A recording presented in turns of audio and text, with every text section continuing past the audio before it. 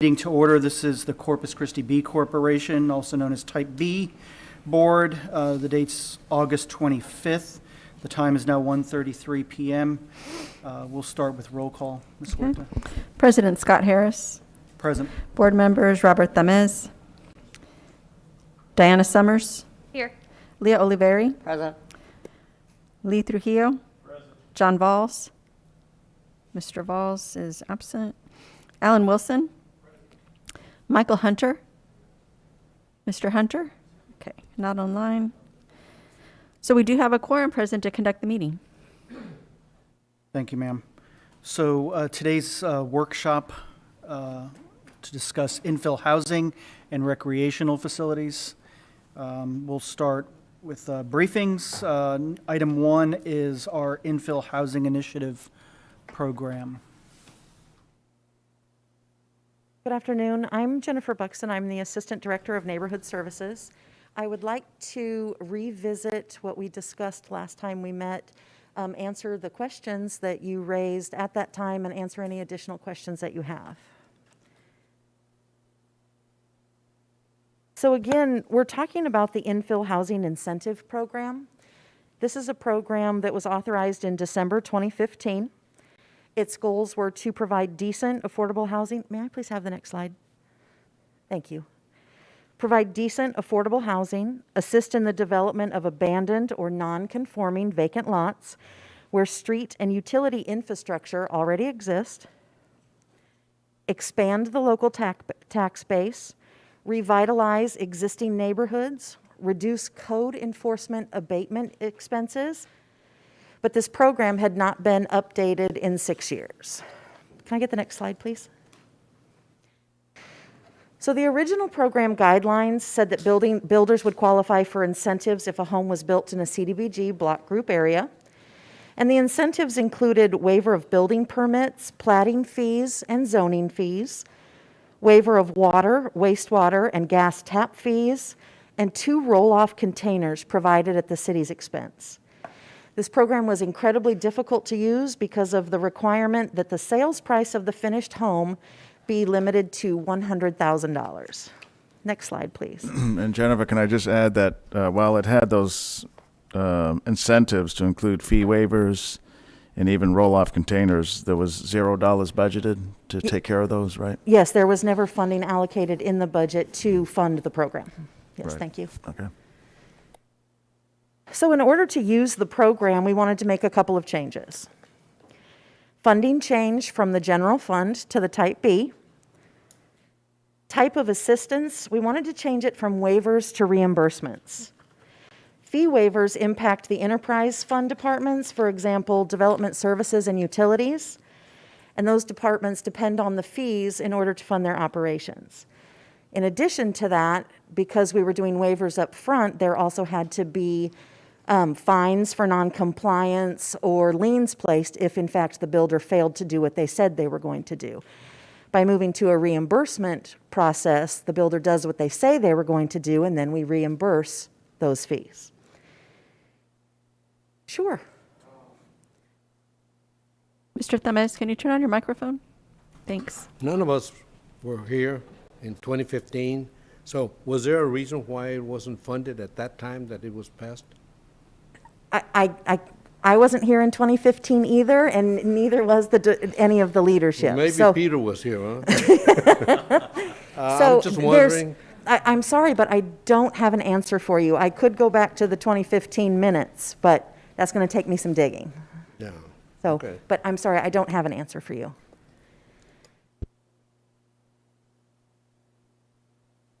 What's that? Back in 2015, there were actually 2 programs. The Type A had a program that went to council, but ultimately did not get approved by city council, and instead they proceeded with the IHEP. I don't know the history on that beyond that. But it did originally go to, there was originally a program to the Type A to do building similar to this IHEP program. It just never made it past council. Back in 2015, there was actually a program that went to the Type A that was very similar to this. It just was not approved by city council, and instead city council moved forward with this program that wasn't funded. I don't know why. I just know that that's what happened. Yeah, I don't know that. The type A approved, yeah, that one was approved by the city council, and then the type A approved a different one.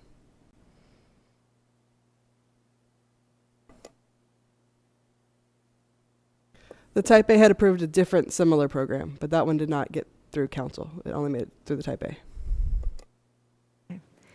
So the revisions that we wanted to make, they maintain the legacy eligible expenses to include building permit fees, tap fees, platting and zoning fees, and other related costs.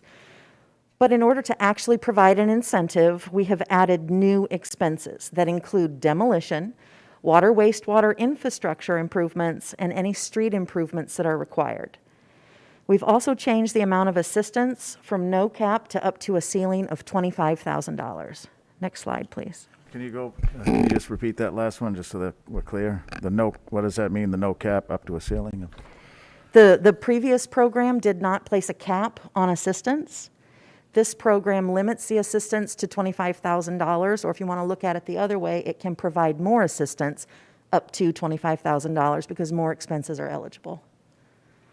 Whereas before, there was no ceiling, there was no limit, but by adding additional expenses, we wanted to increase the cap, but yet set a cap. Next slide, please. So we also removed the maximum limit size. The program was limited to, I want to say, 900 square feet or 1,300 square feet. And the other thing that we did in order to provide funding, we had to provide or include the Type B requirements. Type B funds, in order to use them for home ownership, they have to meet some affordability requirements. There are 4.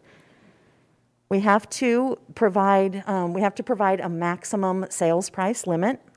We've increased the limit from $100,000 to $204,000. This is in compliance with limiting the sales price to a percentage of our area median sales price. We're requiring home buyers have an income of at or below 80% of the area median income. That matches the requirement. We're also requiring a 5-year recapture period in the event that a subsidized home is sold, transferred, or no longer remains the home buyer's primary residence.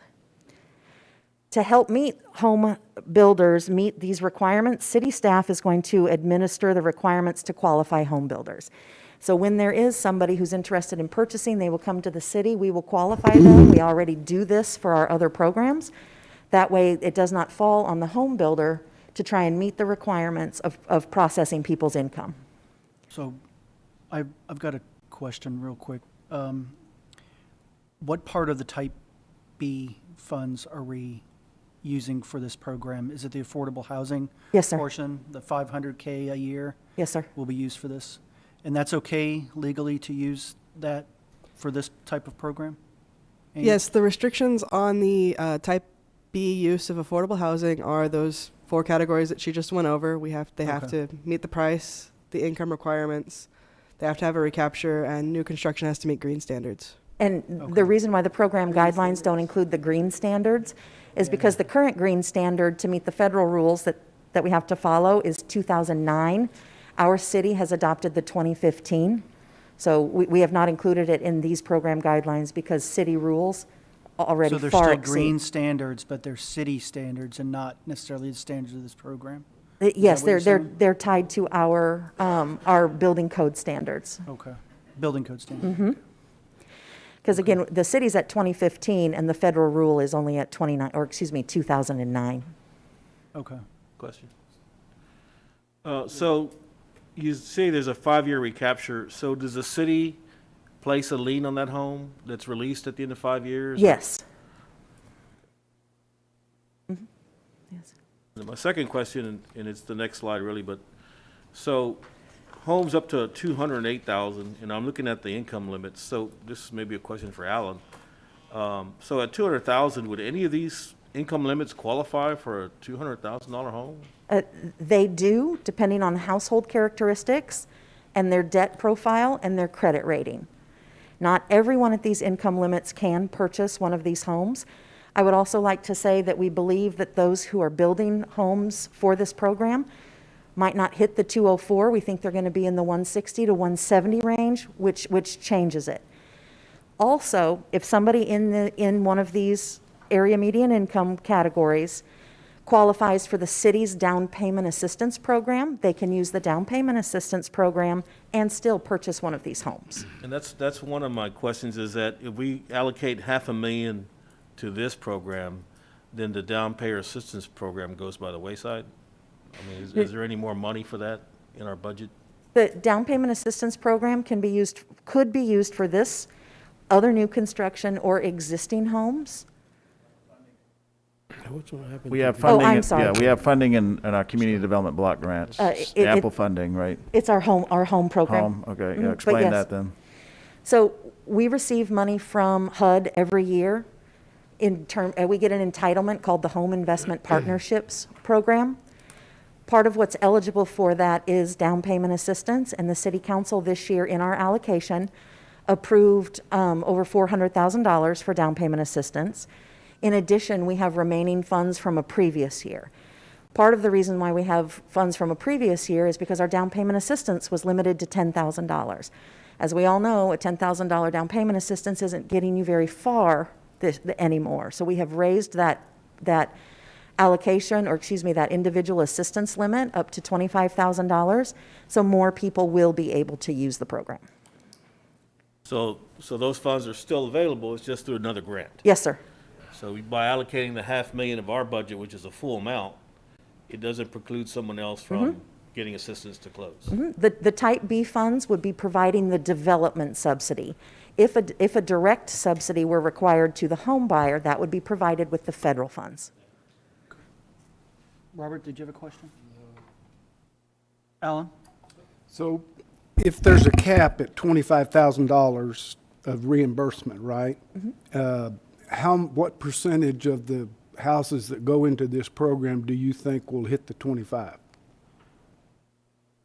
And I don't think I can answer that until there are too many variables, I think, to answer that. I don't think they all will. I do think some will. Okay. It depends on if they buy a lot that has a structure on it, how big that structure is in order to demolish it. It also depends on what the water, wastewater lines look like getting to the house. It will also depend on whether or not, in order to fix those items, they have to cut into the street. And that will vary widely by the lot, the street, the neighborhood. So I'm sorry, but I don't have that information I for you. understand. So let's assume every house is 25,000. That would mean if we used all 500,000 in affordable houses in this program out of Type B, we could do 40 a year. Is that correct? Is 500 divided by 25, is that 20? 20. I think that's 20. 20, you're right. We are asking for $500,000 for $1 million over the course of 2 years. So our goal is 40 houses. 40 houses over 2 years. Yes, though. sir. But do you anticipate using up that 500,000 in this program alone?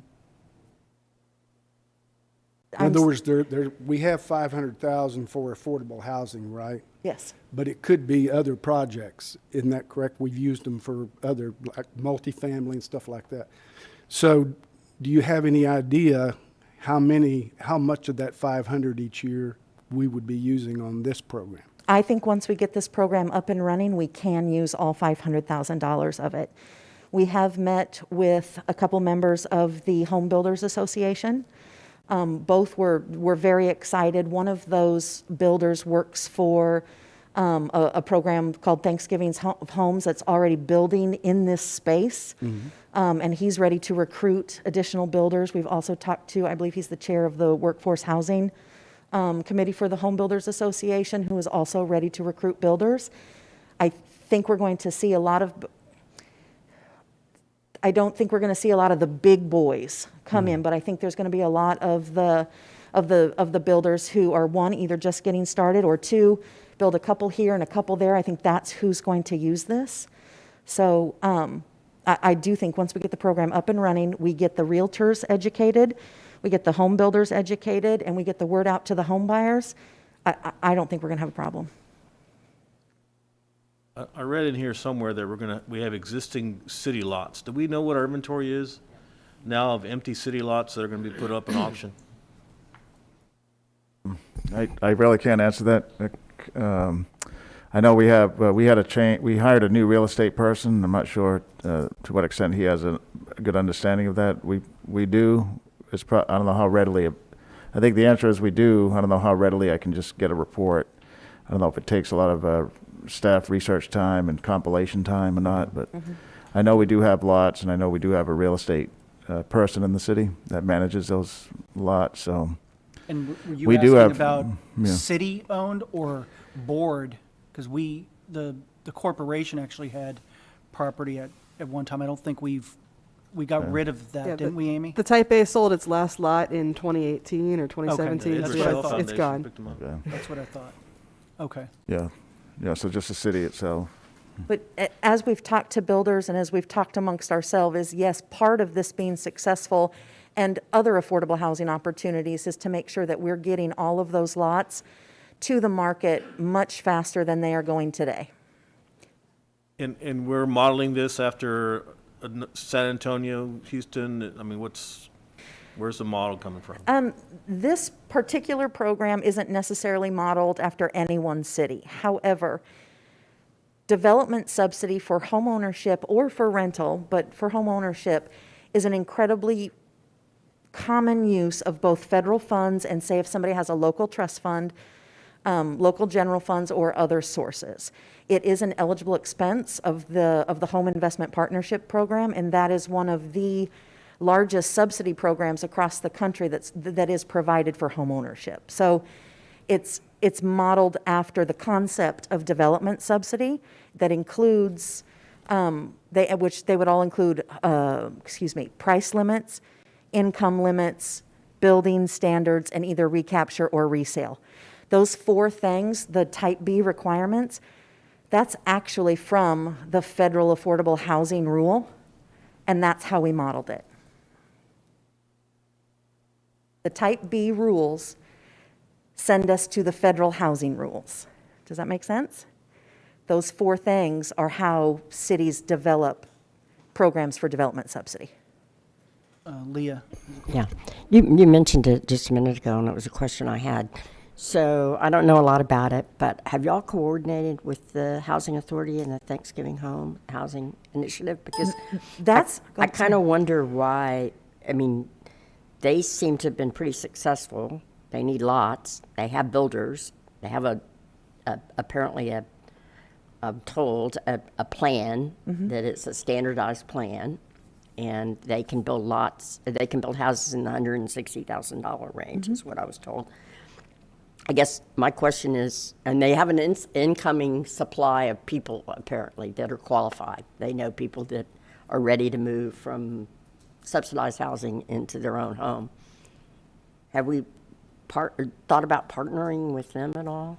Actually, the impetus for changing all of this came Okay. because Thanksgiving Homes brought the subject up. Okay. Said, this is on the books, let's look at it. Okay. So we sat down with them and went through it, and we ended up making changes further than what they were requesting.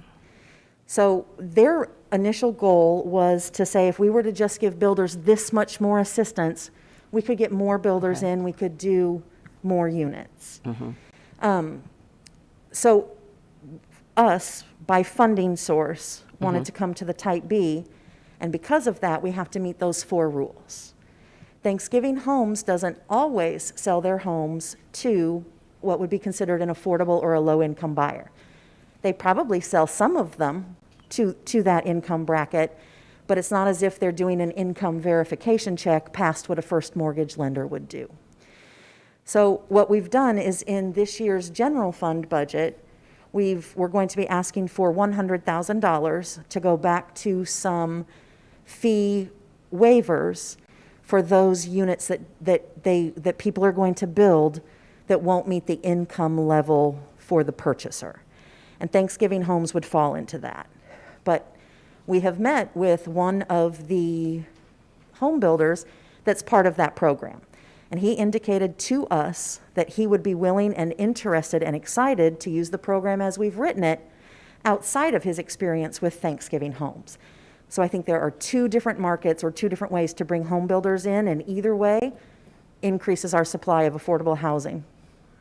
It just seems like to me that I guess I get what you're saying, but but it seems like to me that they have a program that's been recognized and a stream of potential clients. And I guess I always kind of felt like we've suffered, the little I've heard about housing, from having people to know to come.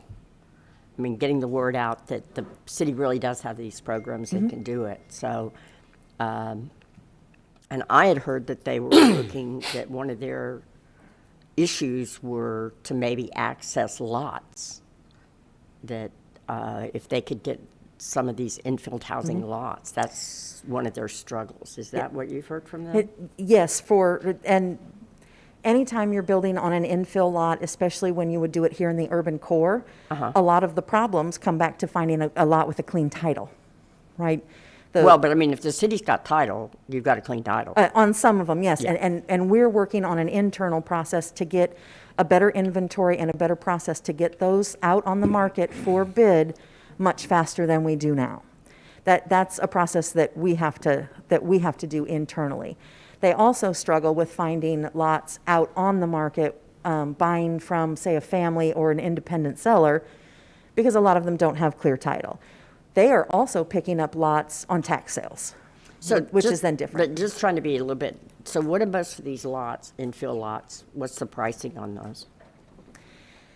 18, 20? I would say some of them 20 max. I'm going to say $13,000 or $14,000. But often, in order to purchase that house for $13,000, $15,000, $20,000, demolition. you still have the demolition costs on top of it. One of the things we looked at is how do we subsidize the purchase price of these lots, because that's what the builders were requesting. Yeah, I just And we- almost wonder if you could go it another way, which is the city owns these lots. B could buy these lots from the city and then make those lots available to the program. City-owned lots sold to B then makes them available and subsidizing the lots. I see what you're saying. I mean, it's just another, I mean, I'm not saying don't try this, but it just might be cleaner than worrying about trying to pay off all these permit fees and platting and zoning. I mean, I can see that be kind of an administrative. Okay. This might be a simpler way to get there. I think as we're starting to get a good list of our lots and our inventory that's suitable for affordable housing, I think everything has to be on the table, and that we should discuss all the best ways. Okay. Just maybe think about that, because I Yep. could see that be a real clean transaction, get your money back, get pay off. Thank you. Okay. And, well, Ms. Summers first, go ahead. On the city-owned lots, in section 6, you talk about the infill lots. If the city accepted a bid that wasn't the highest bid, it would meet the criteria of subsection 20-5B. Yes. Can we get a copy of what that section states? You sure can. And it states, additional criteria for city-owned infill lots. Builder must purchase the infill lots from the city through a competitive bid process, and builder must comply with all additional criteria specified in the program guidelines. Okay. And if they don't, then they have to. So why would the city not accept the highest bid? What would be the circumstances for the city to move forward with a lower bid on an infill housing lot? If the highest bidder was going to use it for a use other than what we thought the highest and best use was, for example, if somebody was going to put a commercial structure of some kind on it, and we wanted affordable housing on that lot, we could then take it through this other path. Okay. And so how will those lots be advertised? Is it going to be all the lots listed on a website, through the newspaper? I mean, will builders get some understanding? I think one of the difficulties is having lots spread out everywhere. And so if a builder can go in and say, in an area, they're going to be able to pick up 4 or 5 lots, that helps them with their costs. So how will builders know where these lots are located and be able to choose these lots? So again, we have not worked through all of the process about getting city-owned lots out for sale. And I cannot speak to them today, but I'm 100% certain that there are restrictions, or rules about advertising city-owned lots for sale, that would be a legal process for that. In addition, if we determine we're trying to get affordable housing built on those lots, we would be able to market those through our processes, whether it be our website or however we determine is best. But we have not established that process yet, So is there? past what is required by law. Okay, so is there a minimum timeline of how long the lots need to be advertised before a bid is accepted? Yeah, Okay. there are requirements if the city is selling a lot. I will note, since Leah mentioned the possibility of the Type B purchasing the lots, those requirements do not apply to the Type B transferring the lots if the Type B were to own them. Okay. And then in the, I think our timeline generally when we're selling property is 30-day advertisement period. okay, There are a few exceptions to include if it's in a TERS, we can do a direct sale without having to advertise at all. Okay. So we did a deal recently in the near downtown area for the old fire station. It's in the city's TERS boundaries, the downtown TERS.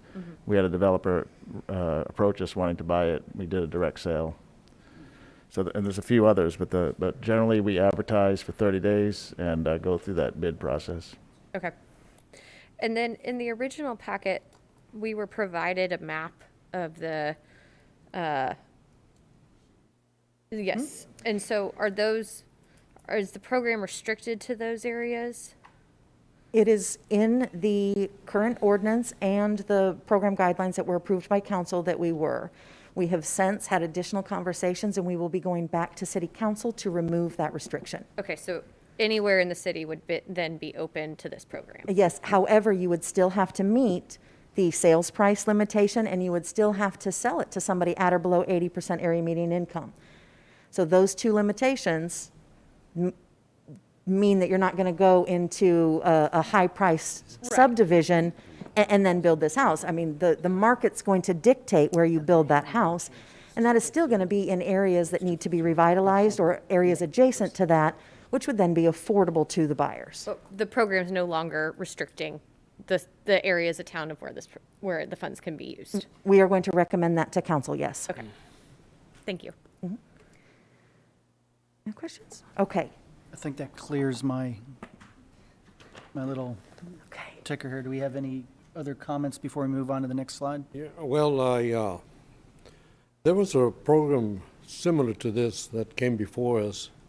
I think it was a Type B last year, and it had to be a park that was owned by the city, where a developer was selected from Brownsville. Yes. What happened to that program? That program did not go forward. We are debating whether or not we need to untangle that or move forward, but we have not made that final decision. Okay. What was the reason why yeah. that didn't move forward? We're talking about Congress Park. Congress Yeah, Park, well, yep. yeah, Capitol Drive. Yes, Yeah. sir. That there were public questions and leadership questions about whether or not that was an appropriate location for what we wanted to build. There was also questions about what should be built there, whether or not it would be affordable for the audience that we were trying to sell it for. So we wanted to go back to the drawing board, and the group, Come Dream, Come Build is what they're called now, wanted to do a design charrette. But again, we're going to determine whether or not we need to just unwind that project or move forward. Okay. Back in 2013, when I was on the board with Type A, there was a similar program also, where the park located on Carroll Lane and Tiger Lane. Okay?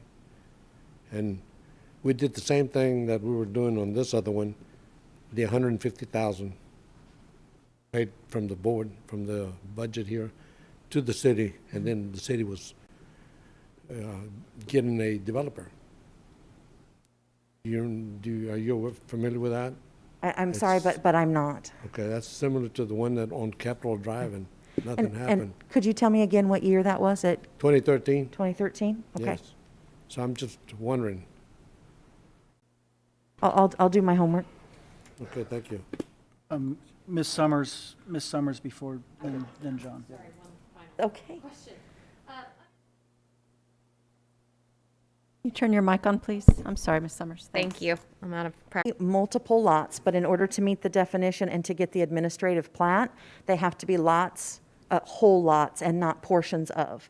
because the program was not intended to go through a replat that then needed to go as far as the planning commission. These are supposed to be 2 or more non-conforming lots that are going to, in their entirety, to form one buildable lot. So yes, it could be more than 2, Okay. but they still need to be whole lots and not portions of lots. Now, this is just restricted to adding or replatting multiple lots together, not taking one lot and then subdividing them out, replatting them into multiple lots. It only goes one way, correct? Because it's a non-conforming lot, or it has to be, I don't know that there is anything, I'm going to have to look, but I don't believe the way it's written that there is anything that would prohibit that. I would say that it does not meet the spirit, but there might not be something that prohibits that. Okay, I think that's a question that I have, because if you're gonna Okay. go through an administrative replat of, say, a park or so, a city, something that the city sells that's large, that could be subdivided into multiple lots, if the surrounding, property owners don't get to have a say in that, that would be my concern there. I would say that they do have to have, it does have to be a lot that has infrastructure to it. So for example, there would not be adequate residential infrastructure to a neighborhood park. Okay, That's part of the infill lot definition, is that the infrastructure be there. So Okay. we would be talking about lots where appropriate water, wastewater is in the street. so that would be really what restricts. That would be what would restrict that. Okay, But there isn't anything that strictly forbids taking lots and dividing them, other than that. okay. But I take your point. Thank you. And Yeah.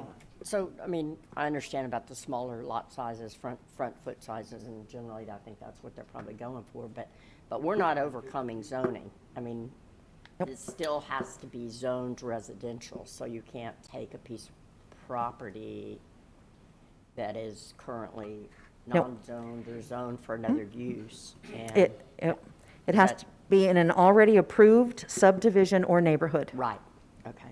That might help you. Yes, Yes, that- yes. I guess I had one question about,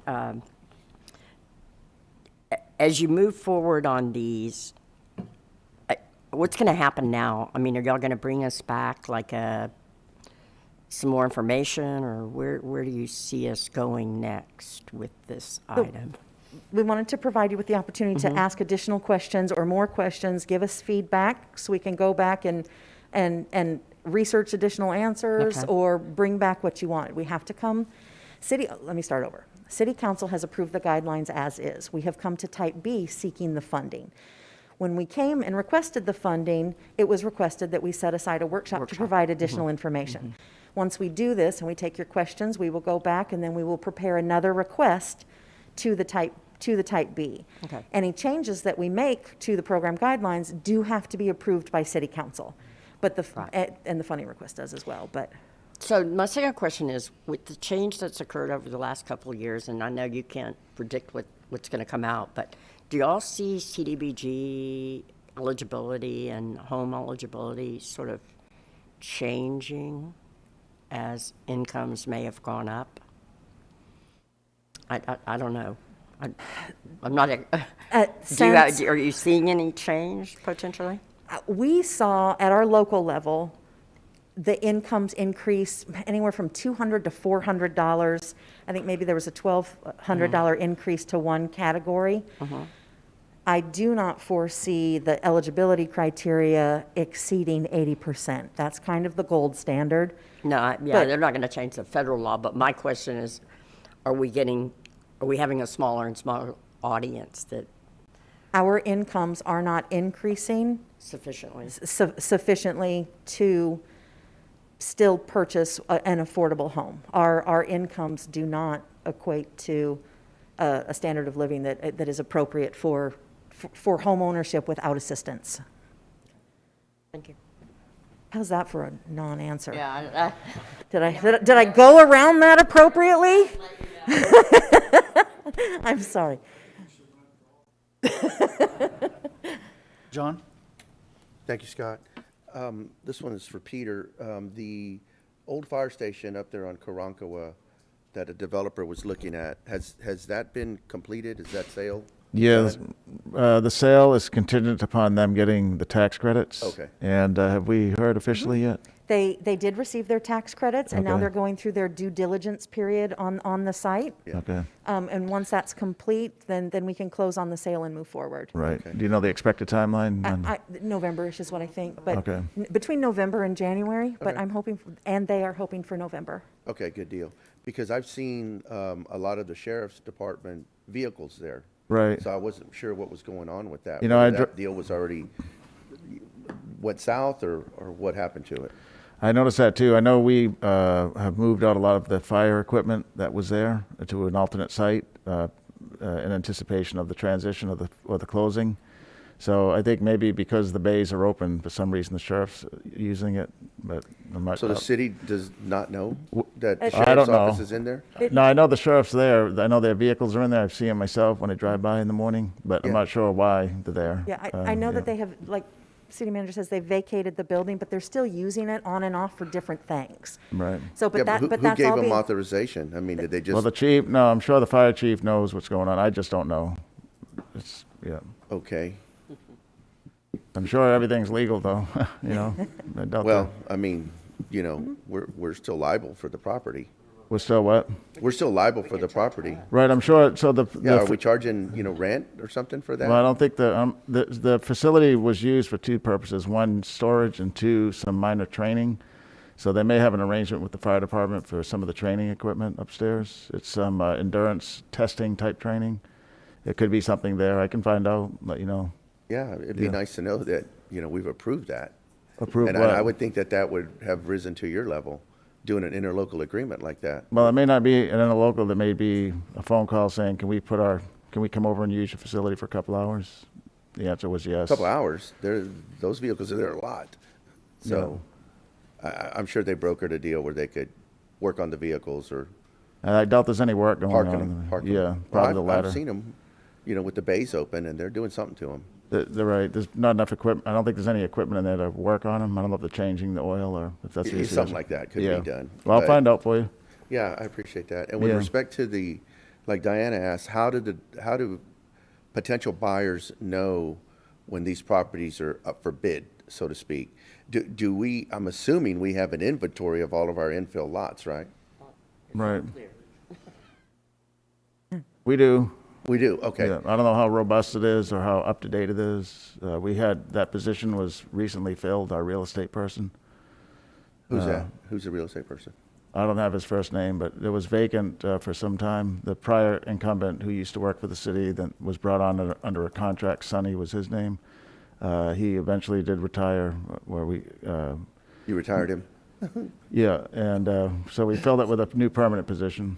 I just don't know the gentleman's name. Okay, because I mean, I would assume that we have an inventory of all of this potentially available property and have it overlaid on a map of the city, color-coded. This one falls in the TERS.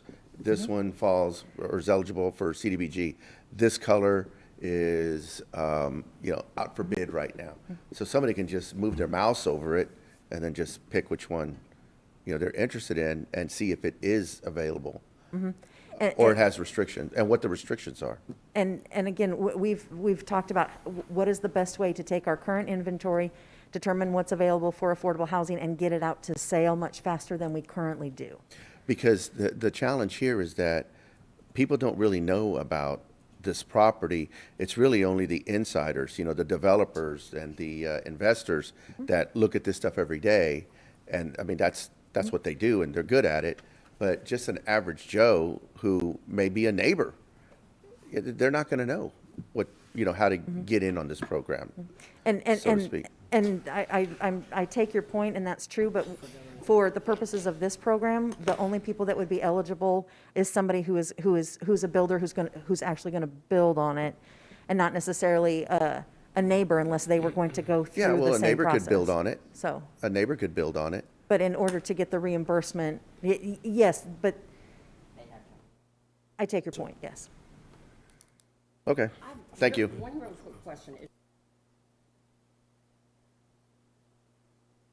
Yes. Turn your mic on. Yes, ma'am. Okay, we're going to move on. Next slide.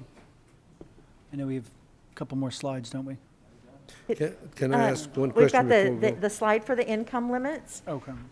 We kind of went over that. For a four-person household, it's 55,450. And then last slide, please. Or excuse me, second to last slide. This is an idea of a budget that we've kind of put together. $2,000 for marketing, some staff time, infrastructure improvements, fees, demolition, and other.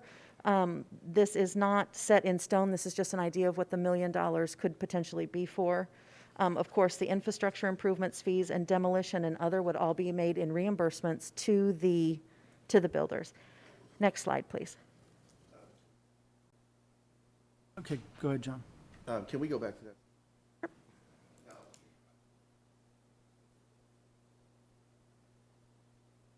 John, turn your mic on, please. Oh, Thanks. sorry. I've heard the city is looking at increasing their fees. Is that somewhat true? It's very true, yeah. Very true. Yeah, the Okay. Development Services Department, which is it's a special revenue, but you can consider it an enterprise fund, right? They're fee-based operations. So they have recommended it in the budget, and that was presented to council last week, Thursday, and a final schedule will be presented tomorrow Okay. at a follow-up work session, but they're adjusting fees that in some cases haven't been adjusted in 3 decades. Okay. The majority haven't been adjusted in a decade. Okay. But those increased fees are going to impact us as well, right? That's correct. So we can't do a grandfather of old fees No. or something? No. Development Services still needs that income to operate. Right. Yeah, but we're going to end up paying for it. You will, right, Okay. yeah.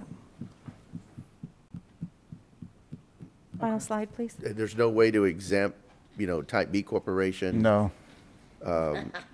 Because they have to, it's a fee-based operation, so if we don't pay them the fees, they can't pay their help, or they have to let people go, or their time is slower. So it's about having a robust operation where inspections are done timely, site reviews are done timely. Yeah, and I get that. I mean, the price of milk goes up, every day.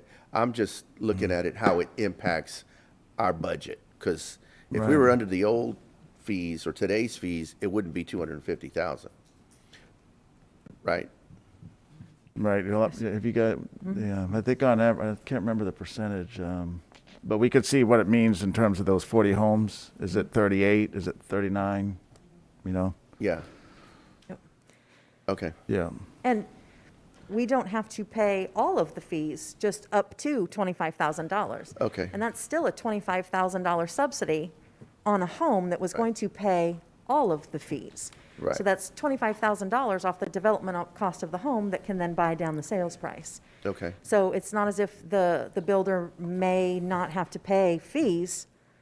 They can just get reimbursed for up to $25,000 of eligible expenses. And is the city subject to those fees also when they build something?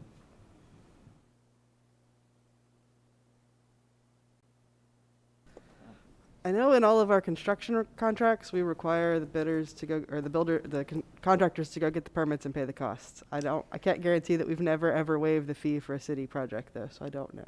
But the inspections still happen. The time is still spent by staff to, to examine the plans and examine the So building. the city Yeah. would be, No, I know on our affordable housing deals that they do still pay all of the okay, fees. not the affordable housing, just the regular Oh. construction projects I'm sorry. that the city is doing. Yeah, Is the city obligated to pay those fees too? The answer is yes. So with the Okay. city, the city staff in and of itself normally aren't building big construction projects. Take 2 examples. We're going to be constructing soon a public safety headquarters. So the contractor who will pay as part of the total project budget will have to go get all those permits and inspections, and they're going to pay. So in a sense, we're paying because we're paying the construction budget, right? Okay, I was just wondering, because sometimes all the time, a contractor goes out and buy materials on behalf of the city for a project, they're exempt from the sales tax. So, but on this deal, the city's also going to be obligated to pay, if it passes, Yeah. the new level of fees. That's correct.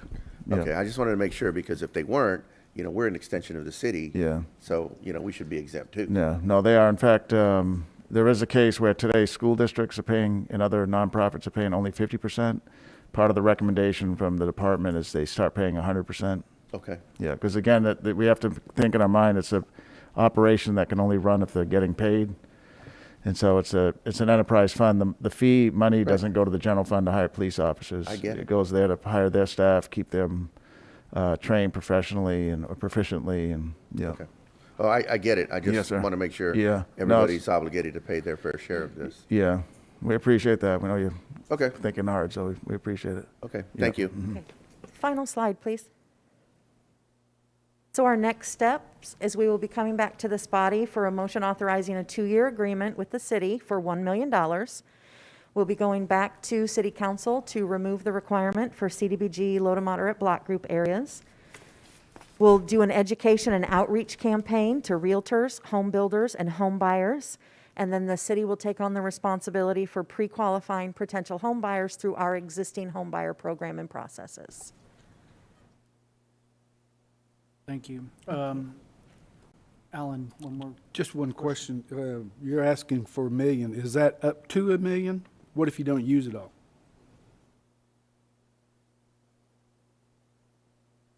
Yeah, it's 1 million, up to 1 million over 2 years. years. And then Up to- anything not used would come back. Yeah. Thank you. And we could apply it to another project if we Right. had enough. That's Okay. right. And the 2 years, just so we're clear, fiscal year 2022 and 2023? Yes, sir. So beginning this October 1 and then next October 1? Yes, sir. 500,000 in those 2 fiscal years. Yes, sir. Okay. Lee? Thank you for bringing this to us. So we've been asking for several years for new ideas regarding affordable housing. So this is a new idea versus, and still being able to utilize assistance with closing costs through a different fund. So I appreciate that. And one last thing, maybe it's the mask affect my hearing, but what is your name? My name is Jennifer Buxton. Jennifer Buxton. Thank you, Jennifer. Jennifer, what? Buxton, Buxton. Okay. I'd just like to find out as to how you're going to educate the public. The realtors and home builders, no problem, but the home buyers, how are you going to educate the home buyers of this program? We're going to do it several ways. One, the city runs a very robust and aggressive social media campaign for programs. So that would be instantaneous. We would also, our department is doing what's called our Connections to Assistance events, where we go out into neighborhoods and into the districts and we invite people to come and learn about our programs. There will be that aspect as well. We can also reach out to additional service providers and say, we have this program. If you have somebody that qualifies, send them to the program. They're ready to buy a home. So we can reach out to existing nonprofit service providers, our Connections to Assistance, and the city's traditional marketing campaign methods, which are social, press releases, postings on the website. In addition, programs like this, once we get going, they will spread by word of mouth. We'll make sure that it's on our website. And again, the realtors are going to be able to help us out, because when they have people come to them to purchase a home, they're going to say, hang on, I don't think you can afford that one, but there's this program over here that you're perfect for. So coordinating with the realtors and the home builders is going to be a very important part. So you're going to bring this up to date on the next meeting, right? On all Yes, on sir, we're everything? going to come back with the request at the next meeting. Okay. Very good. And the next meeting won't be the special meeting on Monday, right? Yes, sir. The next regularly scheduled meeting? Yes, sir. Right, that'll be in what, September? Yes. Third September. Monday in September. Right, September? Yeah, okay, because we are scheduling that meeting Monday. but We already for- have the agenda posted. Okay, too, so great, we yeah, can't change yeah. it. Yes, sir. Good. Good. Okay. Thank you, Ken. Thank you, Ms. Buxton. Thank you. Appreciate it.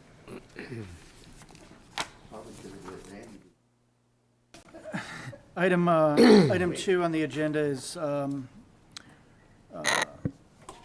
discussion on recreational facilities. I'm assuming the Lozano Golf Course remodel. Sir? That's correct, sir. Thank you, board, for your time. When we last met, we received the feedback from you all regarding our ecotourism projects. It was approximately a $5.3 million request that we were seeking to help fund ecotourism projects across the city. And based off that feedback, we were able to go back to the staff, sharpen our pencils, and retool and bring to you today the core projects out of that request. Hopefully we can entertain any more questions that you all had about the specific projects. And again, we're seeking approval for the funding for those specific projects. What you have before you now is the Lozano Golf Course. Basically, again, we're seeking a partnership with the Type B board. This is a $2.8 million project that is going to include improvements to the executive course at the Lozano Golf Course. And if you look at page 3 of the presentation before you, you see that that's going to include not only the renovations to the greens and the irrigation system, but we're going to add practice tees and hitting stations. There will be a new 10,000 square foot putting green that's going to be added to the facility. And there's going to also have a short game practice area for chipping and bunker practice. So basically, we're going to be taking that infrastructure out of disrepair, pinning it back into production, and seeking to bring more economic development and more tourism to the city as a result of our great climate and having that facility now available for those that are visiting Corpus Christi. If you look at page 6, so from that $2.3 million, what we're seeking from the partnership with the Type B is $500,000. We want to go ahead and put this put the funding into doing the major renovations to the facility, and what we're seeking is for the Type B to fund the lighting for the facility. And that's a crucial piece of the infrastructure. We say that because currently the golf course makes money from during daylight hours, 6 a.m. to 7 p.m. Well, one question that we had asked our third-party contractor that is actually running the facility, well, how do we get this facility to continue generating revenue after sundown? We don't want, definitely if you're running a business, you don't want to be dependent on weather and sunlight. You want to be able to try to optimize your operations, generate as much revenue as possible. And the answer to that question is lighting. We're able to get lighting installed at the facility in conjunction with these improvements that we're making to the executive golf course. The third-party contractor estimates that they can keep the facility open as late as 10 o'clock, 11 o'clock at night. And from there, that means we're going to increase more green fees, we're going to increase more concession sales, and increase more revenue for the city. So with that being said, I decided that, we had a verbal discussion about the golf course last time. I went back, talked to the third-party agency, and said, hey, we really need to put a graphic together so we can assist, not only ourselves, but the Type B board, wrap their head around, okay, what does this project look like? And I was going to stand by for any questions or concerns that you may have regarding the project. And can I just add to that, Chairman? So that graphic was in the separate handout, right, Neiman? Yes, sir. This one here that the board has? Yes, sir. And then just to summarize the numbers, so the total project cost at the Lozano Golf Course, run by Forsyth Golf, that's our third-party operator, is $2.8 million. The city, through our certificates of obligation, is funding 2.3 of that. In fact, we're selling the debt today. So that's already approved by council, and we're going to be going to council next week for an agreement with them for $2.3 million, because they'll be doing the work. Today's request is for the remaining funding, which is $500,000 for lighting, nighttime lighting. That'll provide extreme economic benefit. The operators who we met with recently, Neiman and I, expect a tremendous amount of play at night, not just from our residents, but a lot of tourists. He expects a good partnership with downtown hotels, shuttling patrons back and forth. Huge amount of food and beverage, especially the beverage concessions dollars would be generated. And we'd be the only nighttime golf course in this coastal Bend region, right? And I think that even in San Antonio, the only nighttime golf up there is what is that called again? Top Golf, which is not really even on a golf field. So this would offer an amenity and an attraction that's really nowhere around in South Texas or even Mid Texas. Yes, sir. And you're absolutely correct, sir. And I think that, to put it in perspective, let's put a number on that. And I'll refer you to page 4 of this presentation that's before you. You notice that in the purple, this is the pro forma projections on what the improvements to the executive non-course will lead to revenue generation for the city. And that comes to a total of $407,680. That's just for the renovations itself. Now we ask, okay, well, what's the economic impact on if we added lighting, to the facility as being requested by the Type B board? Well, the answer to that question is in the green. If we were able to successfully get this project approved and partner with the Type B board on this, we'd be able to generate an additional $346,528 just from the lighting alone. And from there, we felt that that was a strong enough economic motivator to return back to the Type B board and return to the conversation about funding the Lozano Golf Course executive golf course project. So, Dr. Young, before I take questions, before I start administering questions from the board, I just want, basically the sell on this. So when the projects were presented to us before, we kind of like, well, what's the economic development value of they're Parks and Recs projects, there were several of them. We all agreed that they're needed projects, but there wasn't really a sell when it came to the economic development side. What you're saying here is that on page 4, there's an increased revenue. This is the city's return on their investment? That's Is that correct, what sir. this is? Yes, sir, and that's just the hard that's the hard return. We haven't even did a tally on, okay, the economic impact of people just visiting, the facility. So you haven't, spending the sales tax dollars. there's been no look at, how many additional tourists are expected? There's been no I've seen economic studies that have been on different projects around this area that kind of have some of that in there, like the secondary benefits of projects, increased number of people, increased number of hotel rooms occupied, et cetera, et cetera. Has there been anything done like that on a project like this? Not at the moment. That's something that we definitely can visit with the CVB about and get that economic report. Again, just from the hard revenue alone, $754,000 of revenue generation was a strong enough economic innovator for us Okay. to even begin the conversation with the Type B board. But we Okay. certainly can do that. We have several questions, so I'll start with Mr. Vols. Thank you, Scott. Let me save you some time with the CVB. Nobody's going to come here and stay in a hotel to play that golf course, okay? So you can check that box. I don't see it. I'm a golfer. I'm a big golfer. Mr. Tamez is a big golfer. He's been very active with the Lozano Golf Club. I just don't see a nighttime operation for golf. I would love for that to happen. I just don't see it because true golfers or golfers that play, they want to play the full length course. This is a small course. You probably have maybe one par 5. I don't know what the breakdown is. Probably have 3 par, huh? They're just letting the executive. Right, I know that, but a true, in its day, that's where I learned to play. So you have a lot of par 3s, you have a few par 4s, maybe you have 2 par 5s.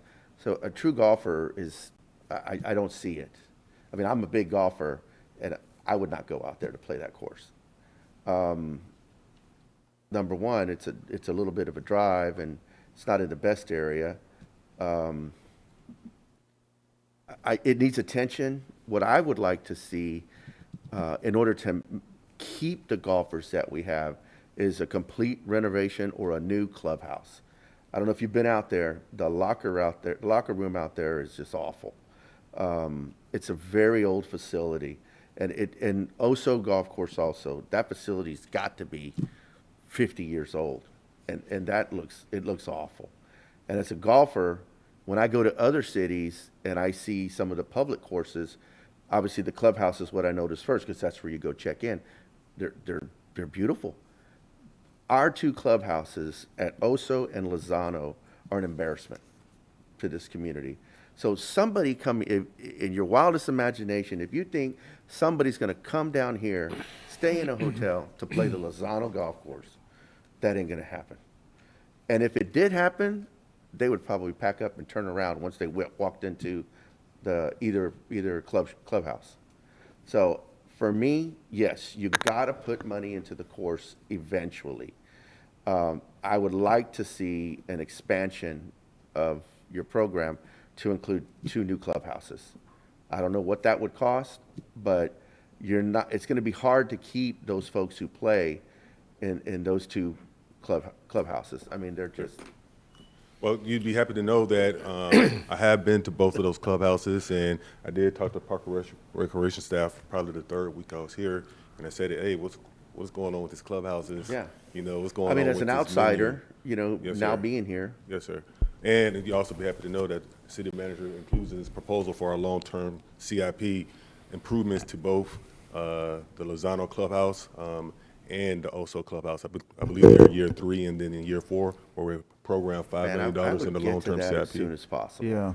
I mean, somebody as an outsider, where'd you come from? The East Coast somewhere? I'm originally from Houston. No. Where was your most recent stop? Oh, Virginia, I'm sorry. Okay. Yes, sir.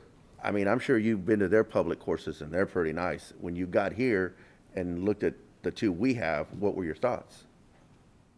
Again, that's when I had a conversation with the staff and asked, hey, what's going on with these clubhouses? So you weren't impressed? Yeah, definitely. Yes, sir. Yes, sir. And again, we do have them in our long-term plan to address them. Yeah, Commissioner, so we, just a couple comments. One, the operators that we have at the 2 golf courses are professionals in terms of they own golf courses in South Texas. I think they own 2, and they manage, I think, 5 or even more beyond our 2 here.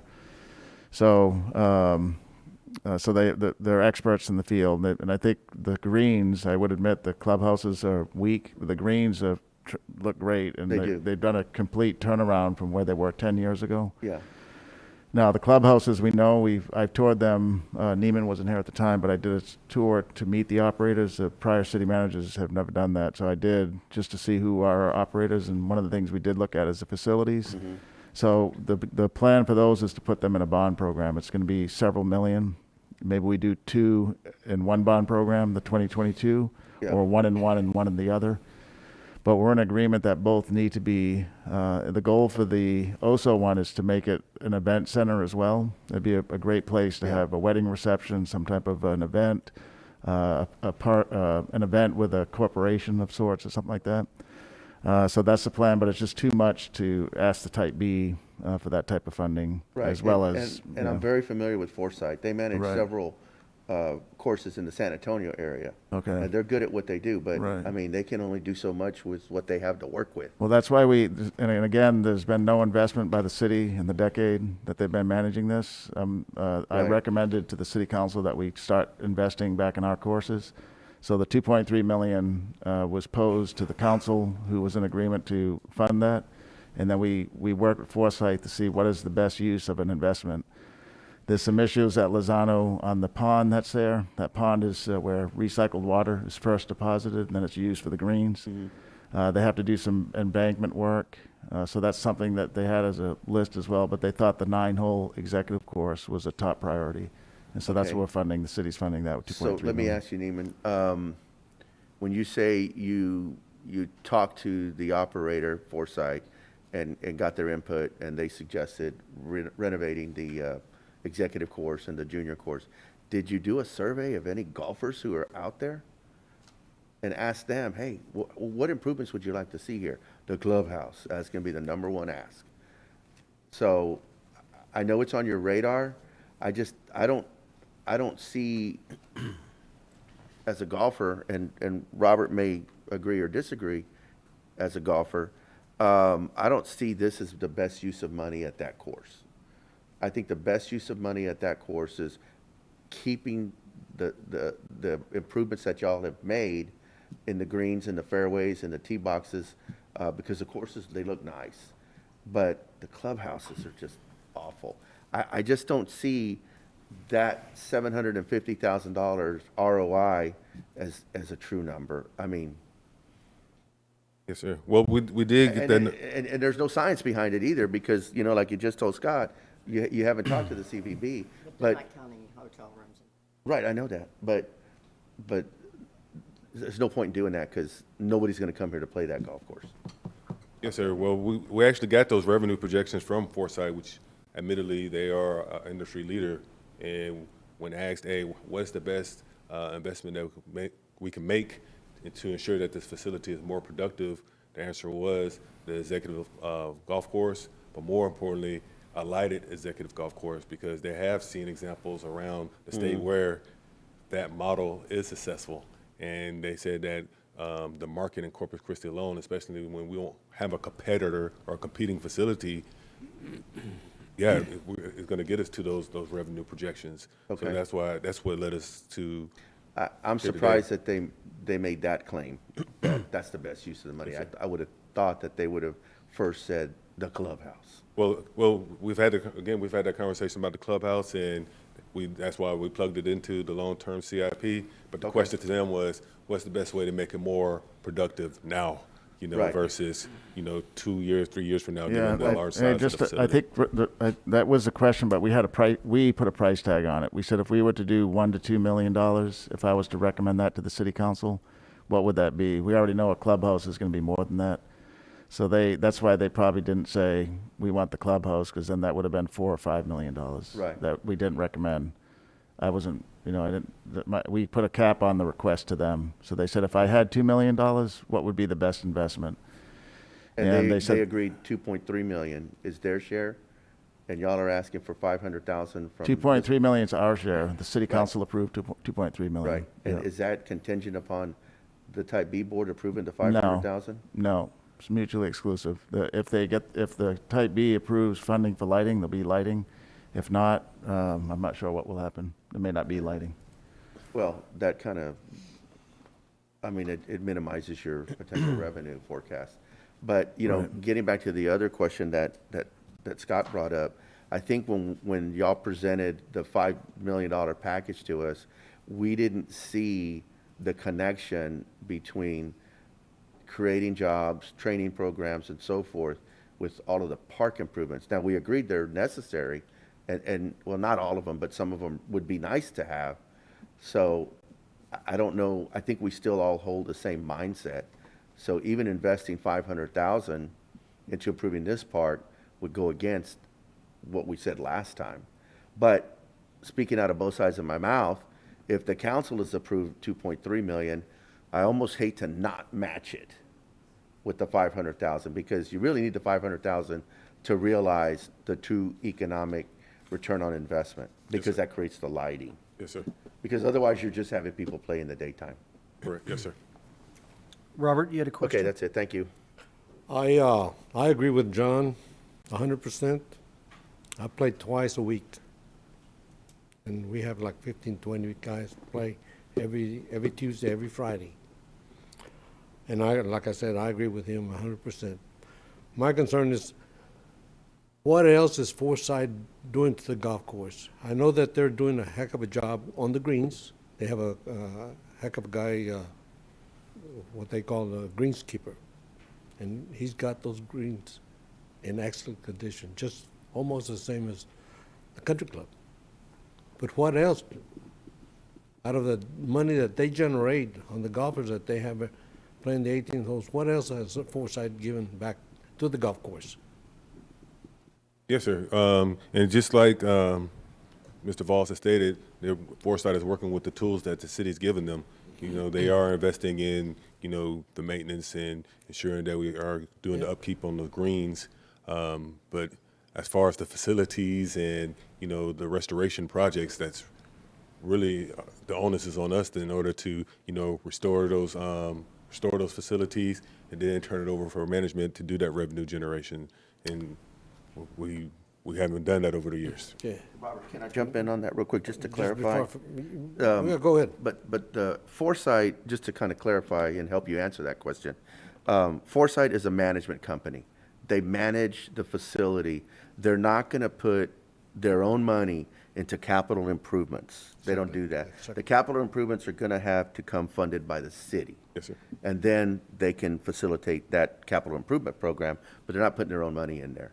So Yes, sir. is that right? That's correct. Yes, Okay, sir. good. Thank you. Okay. You said the facilities, and that's fine, I agree with that. Yeah. Okay, but the greens, I mean, the putting green that you talked about, there's nothing wrong with the one that's there, right there. With the amount of golfers that go there and practice, there's nothing wrong with that. Yes, sir. The driving range is excellent. They have lighting that, so all those that want to go practice golf in the afternoons at late at night, they have good lightings, all right?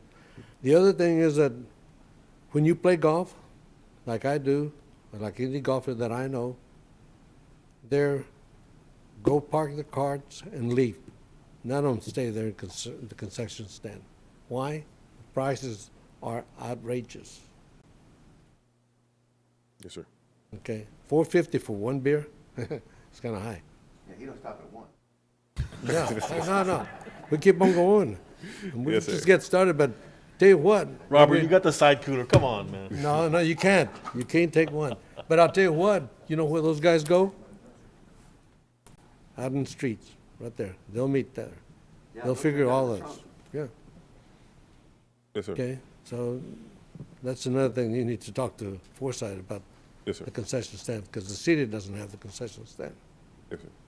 Yes, sir. I track and I understand with the concerns about that the driver range and the greens are okay, but I think that the whole spirit of this project is to elevate the infrastructure, because just like, again, Mr. Valls, you stated, no one's coming to an okay facility.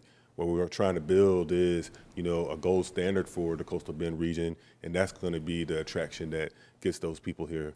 So that's why we're investing $2.3 million into building that gold standard.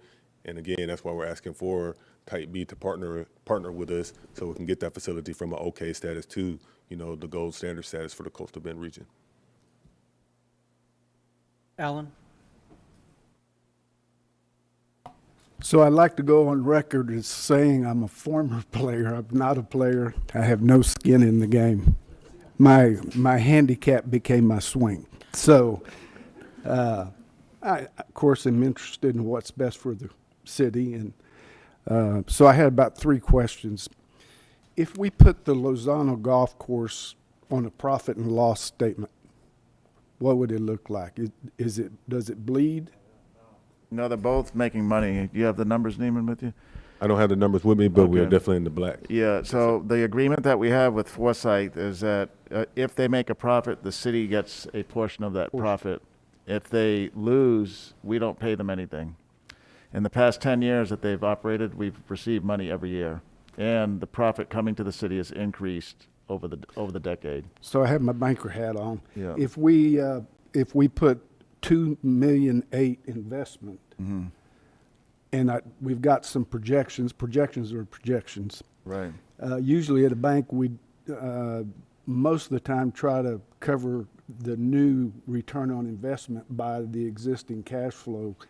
Would the cash flow return, the existing cash flow that we get from Lozano, be anywhere close to giving a reasonable term of return on Yeah, investment? right. reasonable- Yes, it would be over several years, though. It wouldn't be in 1 year, right? But I Yeah, think, but would it be 5 or?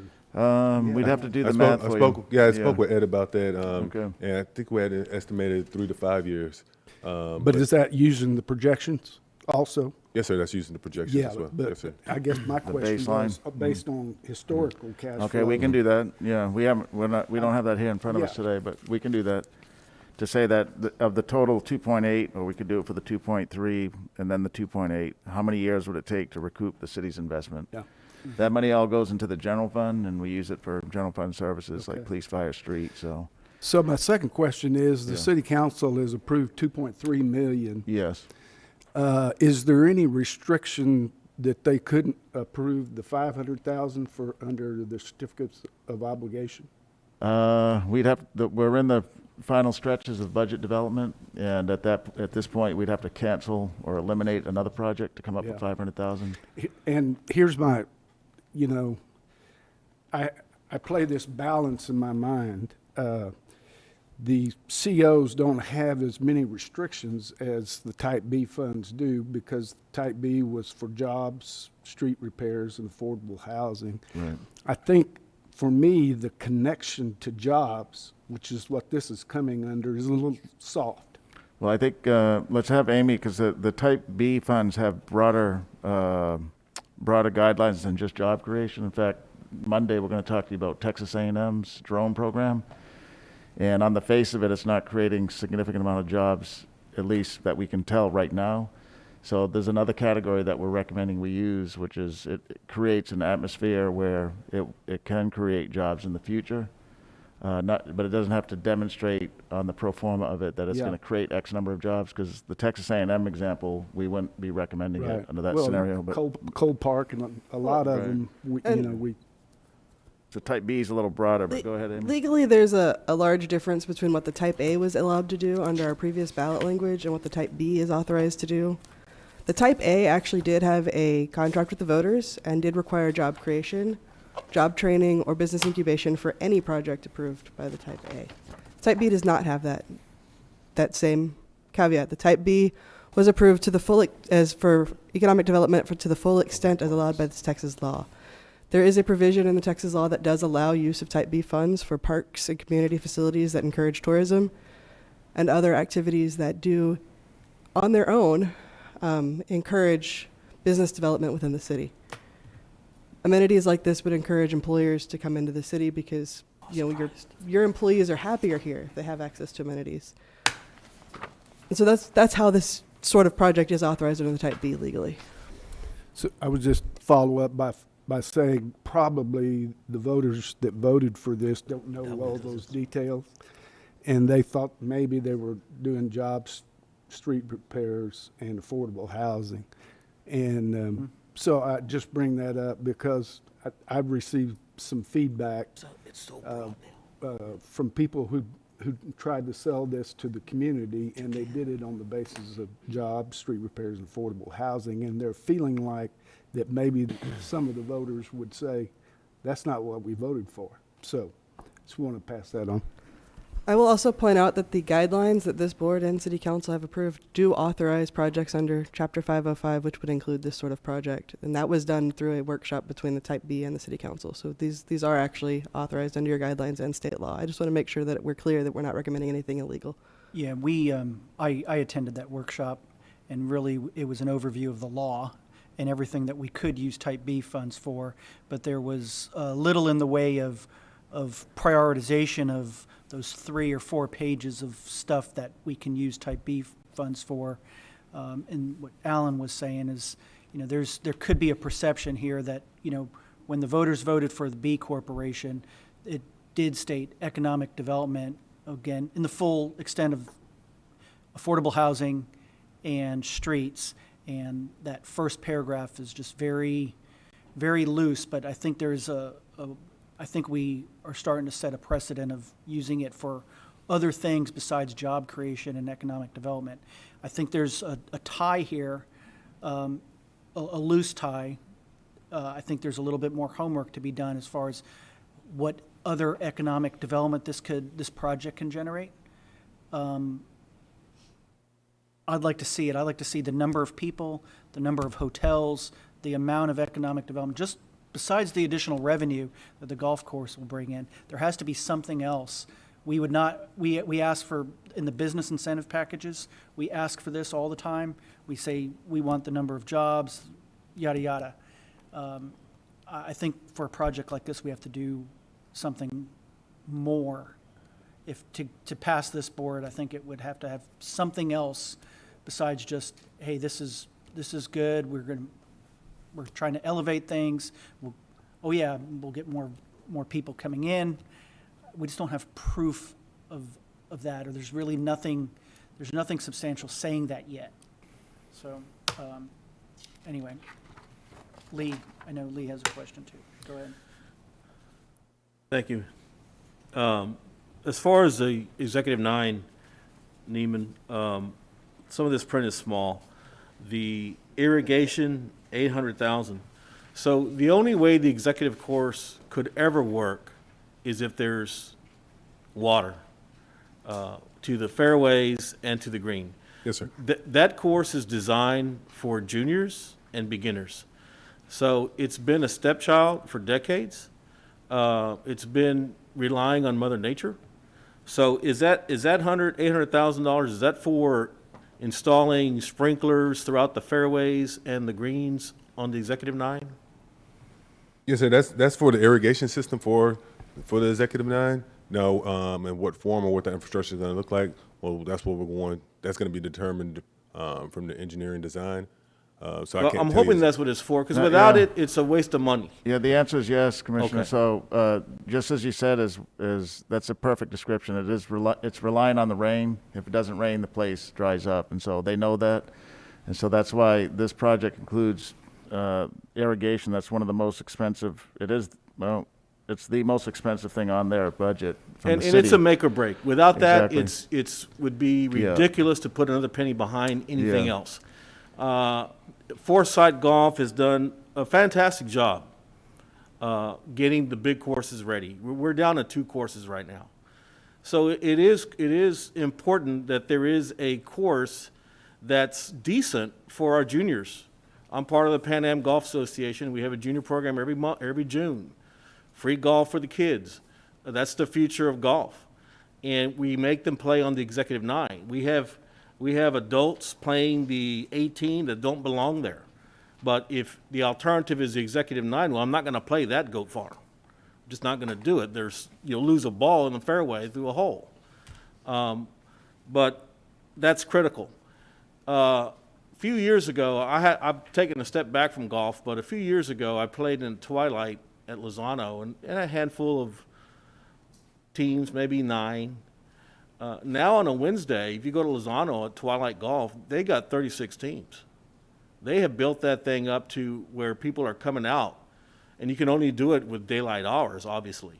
But they have built that momentum there at Lozano, and they also have that going on at Oso.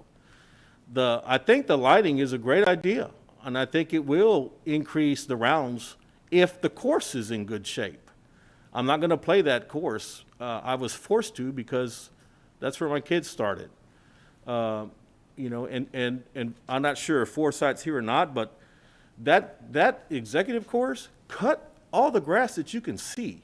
On number 1, there's long grass on the right, on the left, and long grass on the right. When you get to 3 and 4, you got high grass. Anywhere you see high grass on that Executive 9, get rid of it. All that does is make your, which should be an hour and a half, 2-hour round into 4 hours, because people are looking for balls. So that's an easy improvement that we can do now. We don't have to wait for lighting to make that a more enjoyable experience. But it's critical. And what John was saying about the clubhouses, please, Peter, if you can get that on one bond proposal, do it for both. Because, we for those of us who do golf, the clubhouse experience can generate quite a bit of revenue if it's nice. But, as far as I'm concerned, when I finish my round of golf, I'm leaving. I'm going somewhere else because I don't consider that a very nice experience there. It's run down. How long's it been there? 60, 70 years? It's been there a long time. And it needs an improvement. They're doing a great job with what they have. And it is good for, if you're staying around to see who won and have a couple drinks, but it's not something that you want to stay and have dinner.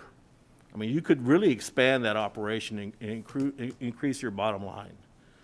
And as far as lighting, years ago in the early 80s, when I lived in Houston, there was a par 3 course that I played on when I first started playing, and it was packed.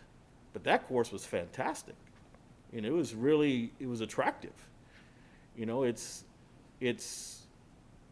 was a great beginner course. And we have a lot of beginner golfers, not to mention all our middle schools, all our juniors.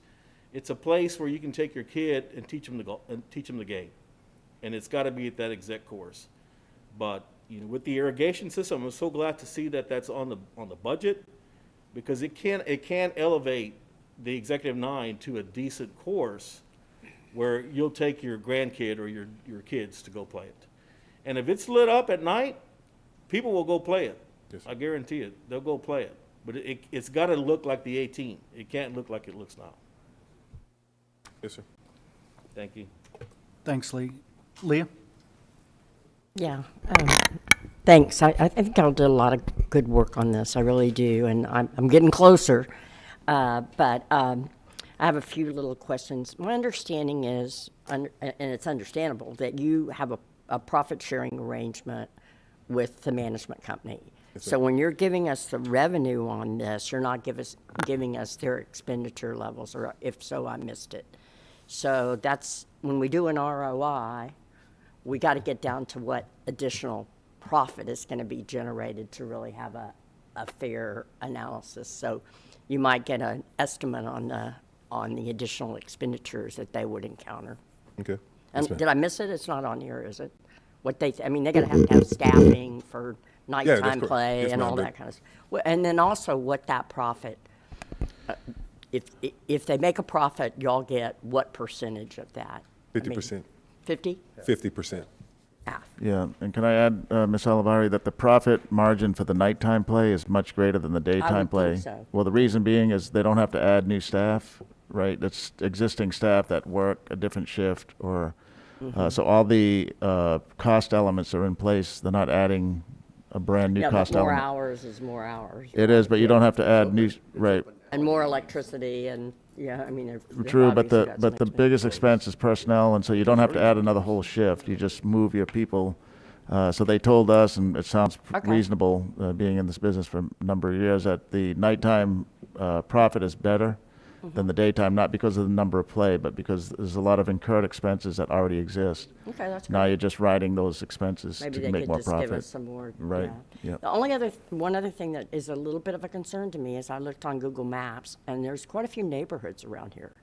And you're lighting a pretty good piece of property. And have y'all thought about shielding? Yeah, not Yeah. only do we think about it, but we talked to them about Okay, it. So we looked at the maps with them as well, and they assured us that the lighting wouldn't travel Okay. to disturb any of the neighborhoods there. We're sensitive to that area. We know that just down the street, there's the the soccer facility that this board helped Right. to facilitate. We're also in constant communication with the OSO ISD superintendent. Yeah, I'm more worried about the houses. But, I mean, Yeah. I like the lighting. It may help West with Os- yeah. safety in the neighborhoods, but there's at least two. Right. So, Yeah. my point being that the West Oso ISD, we're in bigger conversations about his territory for things like that, disturbances to neighborhoods, also improving neighborhoods, making them more secure. So, we had that conversation when we met with the owners of Foresight recently. Neiman and I did, and they're sure that it won't cause any Okay, light great. pollution. Thank you. Yes, ma'am. The other thing that I've been told, and it's been a while, but I had friends that would come into town and mainly work with state projects and things like that. And they always said that our green fees were some of the cheapest on our public courses in the state. So I don't know if that's still true. Well, that's what they told us as well. Yeah, I don't know if Yeah. Neiman was it. Yeah. No, Yeah, Foresight told us that. Now, they haven't raised them in a number of, probably in a long time. And the reason being is they wanted to do investment first and then consider raising them. So I forget what their schedule was to adjust them, but You can't Yeah. raise John or none of those can get raised, but at least for out of town, it's like Right. not being a member, Yeah. or something. I mean, it's supply and demand. You go to San Antonio, you can play a nice course for $30, $40. Here, you got two choices. So you're going to pay the 45 or 50 that they're asking for, but, it's supply and demand. Well, I'm not a golfer, but I grew up around a lot of golf. So I will say something, and this is something for us to think about. Tourism people do tell me that it's having a range of things to do. So if somebody's in town and they can go play golf at night, they might stay an extra night to do that. So I'm not sure you'll ever get a number on that, but I've heard that argument from aquariums, and it's one more thing to do when you're in Corpus Christi if it's marketed. So Right, agreed. I don't think anybody's going to come here to play. And I do think that they will have a tendency to market to an audience that maybe isn't us, but people who do work 8 to 5 or want to be able to play golf at night, so they don't have any options. That said, I'm struggling because I know what Amy is saying. I'm very well aware. I did work to get this passed. I have gone back and looked at what we told the voters we were going to do with the money. And I know we had, and maybe I have a different memory, but I looked at my notes from that workshop we did with the city, and we talked about things like quality of life, amenities improvements, and signage into neighborhoods at that point. And we kind of drew a line there and said, no, we want a tie to jobs, somehow new jobs or something. And so I realized that legally under the state of Texas, but we did set up some rules, and I know the last rule said, or others that we so decide, or something like that. But if you look at the overall thrust of those, they were very oriented towards some kind of private-ish or industry development, whether it's engineering schools or whether it's, and it's just hard. That's why I had a problem as great a project as I think it is with Cole Park. I just couldn't make the connection there to anything. This maybe, because it is generating some sales tax, gets a little bit closer for me. But I don't know. Maybe that's why the council gets paid the big bucks. But anyway, that's all. Thank you. Yes, ma'am. Before Lee, Mr. Vols. Okay. Again. Thank you, Scott. Peter, did you say that you were going to work on getting some of the numbers to show when the investment gets basically paid off? Yes, sir. Yeah, we'll look at we'll go, not using forward projections, but we'll look at a historical past average of what the city has received for the 50% and see how long it would take to recoup our investment. Okay, so after the investment has been recouped, and then now it's all basically, profit, Right. so to speak, half profit, will the city be reimbursing the Type A board for their $500,000 investment? Because technically, or even legally, you're supposed to. When you fund a project that is generating revenue, at a certain point, you're supposed to replenish the program, replenish the fund. We haven't talked to our attorney about that, but we certainly can look into that. Yeah. Are you familiar with that provision? I am not familiar with that provision. Okay. I'll look into it. Yeah, please do, because that would give me a lot of comfort knowing that eventually the fund is going to start to get replenished.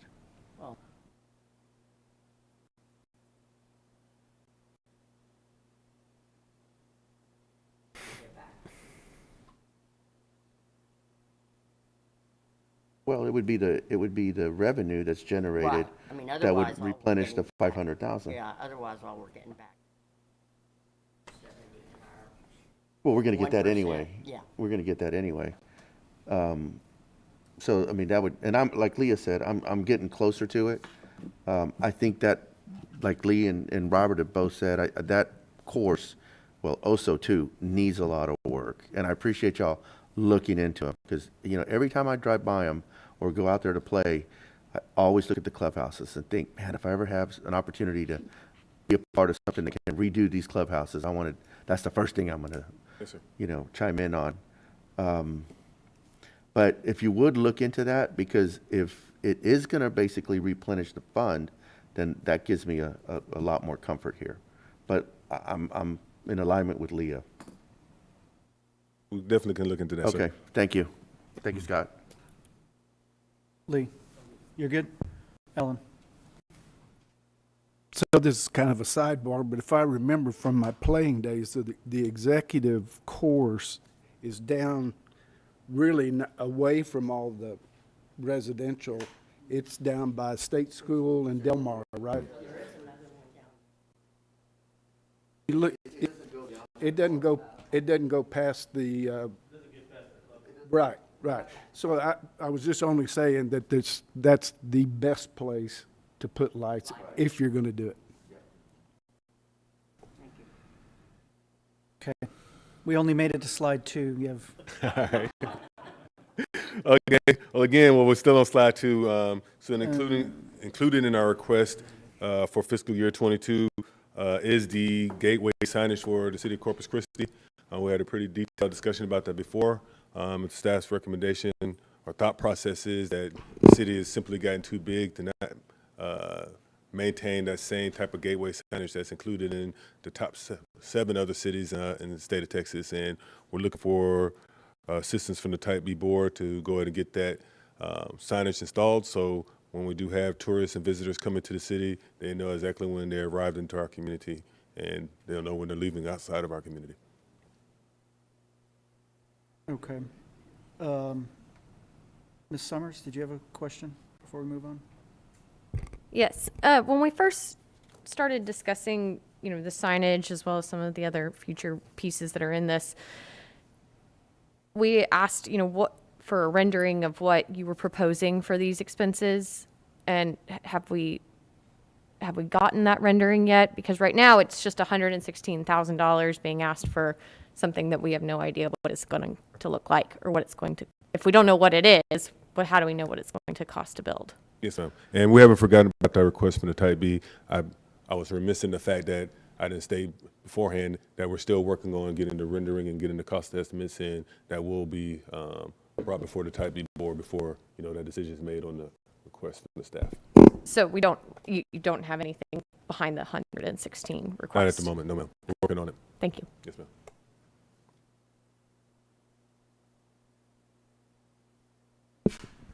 Okay, does that,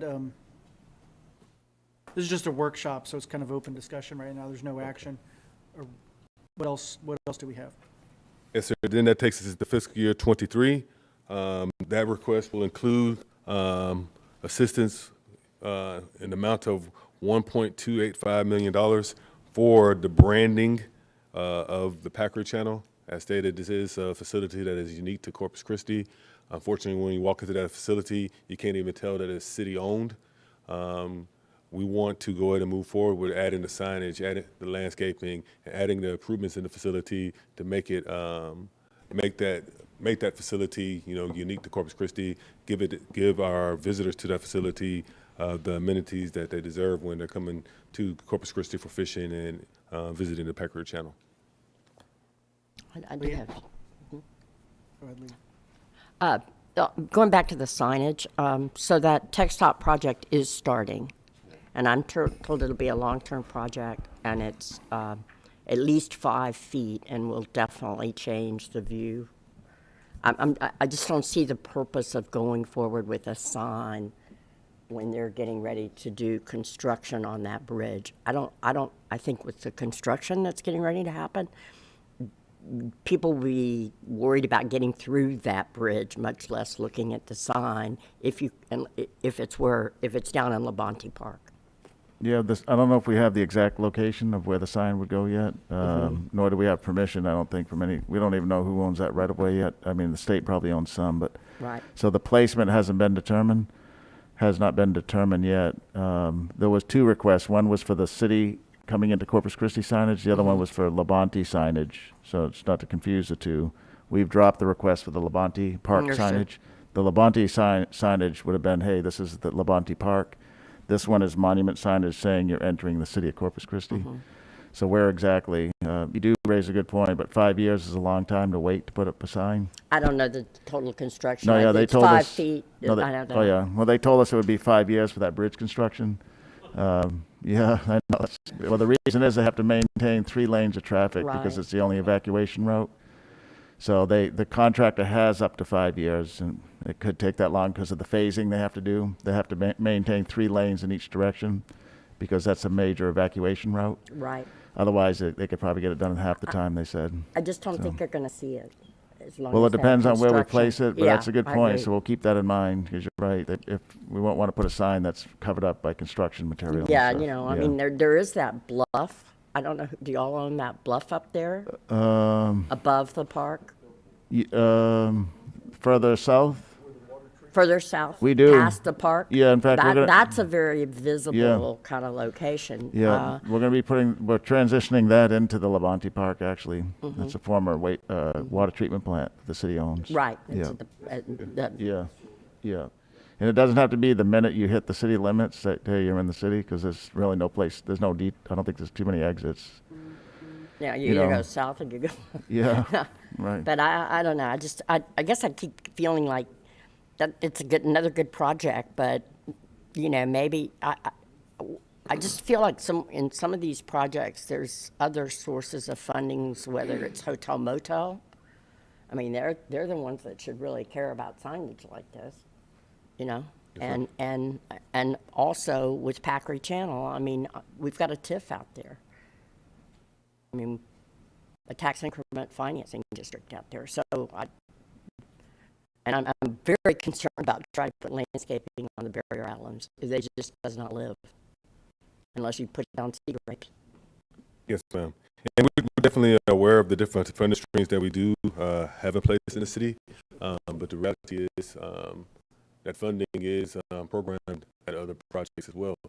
For example, the TERS funding. Well, that's going to be earmarked for the actual reconstruction of restoration of the Packery Channel itself. We're currently working with FEMA to get funding, which we have successfully secured for the walkways and the rails in the Packery Channel, and we're trying to finish the discussion with FEMA to go ahead and give us the money to repair the riprap and the other infrastructures within the facility. Those fundings are going to require local matches from the city. So naturally, the TERS funding is going to be that funding source to fund that local match. And again, when you're working with a federal agency, you all know better than I do that there's no 100% guarantee that that money is going to be made available to us from the federal government. And if it isn't, then we have to make sure that we're financially prepared to go it alone. And of course, that it will take a bond, and it will take some funding outside of that TERS as well. So there's two ways that we're looking at the facility. It has to be repaired, and that's the TERS portion. And then, okay, it's repaired, but what about the branding and making it, bringing it up to a standard that is deserving for the city and for our visitors? Well, that's when we'll come to the partnership with the Type B board for. It just seems compartmentalized to me. I mean, it seems like maybe you could bring it forward. I mean, if you don't get the federal money, the branding's going to be the last of your problem. I mean, least of your problems. And it just feels like it's not packaged as this is what we're rebuilding. This is what we're investing in landscaping, and this is kind of what we're thinking. I mean, it just, I don't know, I'm not getting a sense of the overall project that you're undertaking. Okay. Yes, ma'am. Ms. Summers. If the FEMA grants are approved, when will that construction commence and complete on those projects? Well, that depends. We've been having discussions about that with our engineering department. So I'm sorry, did you want to talk about that? Yeah, so right now we have a request for proposals out on the street for we don't have a contractor lined up or an approved contract. So the request for proposals were issued a couple of weeks ago, regardless of what the federal funding dilemma, because we've been working with them for 4 or 5 years. So we said, we got to get this thing fixed one way or another. Either we're going to pay for it or the federal government is. So we put the request for proposals out.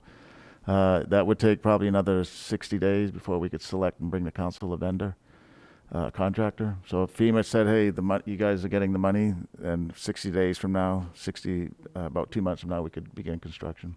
Okay, so do you think that construction will be wrapped up prior to 2023? I don't know the construction schedule, but I would say probably not, because it includes restoration of the wall, the walkway, and then dredging as well.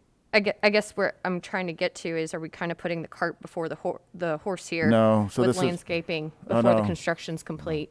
I'm sorry, no, the answer is no. This request is for the parking lot that gets you to the channel. Okay. So people are still going to go there to park their vehicle, to walk to the beach, and there may be some interruption in use of the actual Packery Channel. I don't know what the plan is for continual use while construction is underway. But this request is to identify and improve that actual parking lot and boat ramp. When you pull in there today, you don't even know where you are. You don't even know it's the city's. There's little programming. There's no shade. There's no minimal lighting. The boat ramp itself is, nothing to write home about. So these improvements are to help enhance that parking lot / boat ramp. There's a pavilion there as well. It has somewhat of a destination to it, but it's missing a lot to make it something to say, hey, we're here at the Packway Channel parking lot pavilion area. Okay. Yeah. I think I have the same concerns as many of the other commissioners have voiced. How does a $1.2 million investment in kind of branding this area, which is a parking lot and a boat ramp, really drive jobs to our local area? We've just come off of 2 years where really businesses have struggled to keep going. And so I want to make sure that, my concern is when we're investing these type B funds, that it is helping our community grow and bring more jobs and bring more income to our area. So that's my concern here.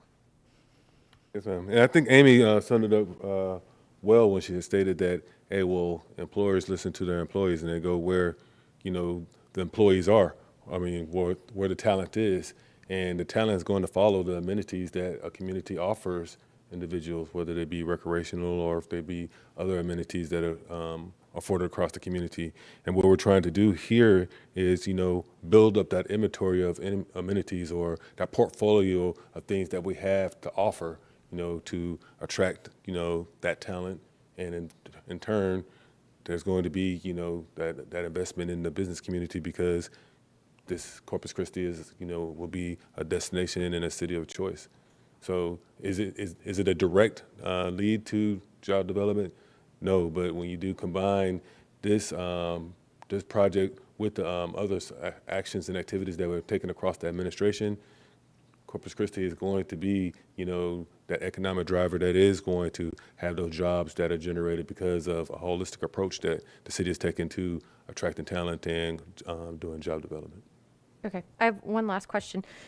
Have y'all done any studies on how often that boat ramp is used? I mean, there's several private new boat ramp facilities that are packed, and it's because they offer services, dining, entertainment. If this is just a boat ramp, I mean, why is somebody going to use this boat ramp over the other private ones that are providing entertainment services with still free access to their boat ramp?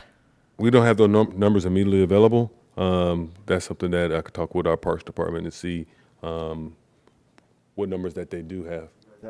Thank you. No, they don't have the numbers, but this is, I don't know about the private ones, but this is a free amenity. It's free. We don't charge. There's free parking, ample parking as well, and it's right there. I'm not sure where the other boat ramps are, if they're right on the ocean per se, but that channel takes you right to the ocean, so I'm not sure, but. What? Scott? Yeah, part of what this does is Yeah, it builds upon the investment that the city put in. The city spent a lot of money putting that parking lot, the boat ramp, and the walkway that has pavilions. I don't know if there's picnic tables that are rarely used. So when you go down there today, people use it. It can be packed, especially during holidays, but the city's not really taking it to the next level. And so that's part of the request for this thing here. That's something we can work on, though, man. See if we can get some type of quantifiable measure. Robert? In reference to the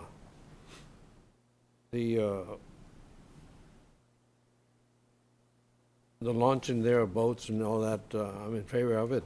But it's not like Park 22 Bridge. Now, that's going to have businesses, but it's closer to the island out there. So unless there has businesses there, I don't see no added work to it. I mean, besides of what we have right there right now. Leah, did you have?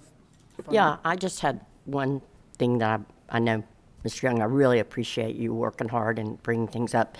We've got all kinds of money in this city that goes to amenity development, and it's great. But this type B money is about the only economic development money we have that can go directly to businesses. That's all we got. I mean, unless somebody tells me about a fund I don't know about. So I realize it doesn't do any good sitting in the bank, and I'm sympathetic with that, but I just feel like we need to be a little bit more creative about how we can build those job generators first and foremost with this money. I mean, I know you're looking at it from a different perspective, and I appreciate that, but again, if there was lots of other pots around to do economic development with, maybe it'd be fine, but there aren't. Yes, ma'am, I appreciate that, but I also and I believe that these projects aren't without precedence. I'm looking at some of the projects that was funded by the Type B board previously, and I don't see how they're too much. Yes, ma'am. Do we have the funded projects? The projects that Yeah. we'll pull them up real quick. I know you're going back through history. The only one I'm aware of is Cole Park Pier. Yes, We ma'am. did not fund the lighthouse. We explicitly did not fund. There was a soccer field. Yes, that's a aquarium. private business that's bringing the their soccer- own jobs. Right, the soccer field, the botanical garden, ADA ramp or trail, I don't the see. USO building was another, so those three are the ones. All of those are employers, aren't they? The city's an employer. Well, and we could talk about that, but I'm not seeing job numbers in this. So, Okay.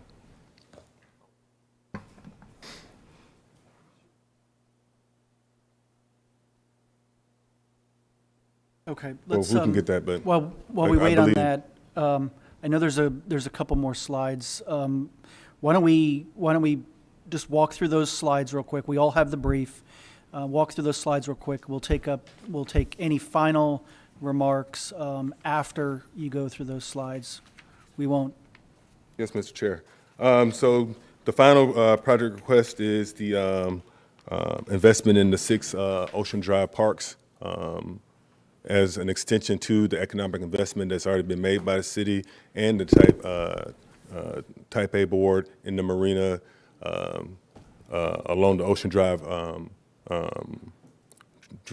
Drive Street project and the kiosk renovation. We're moving forward with an investment to restore the water garden, and now we're asking for the Type B board is to partner with us in extending that investment in the downtown economic hub by addressing and furnishing the Ocean Drive parks.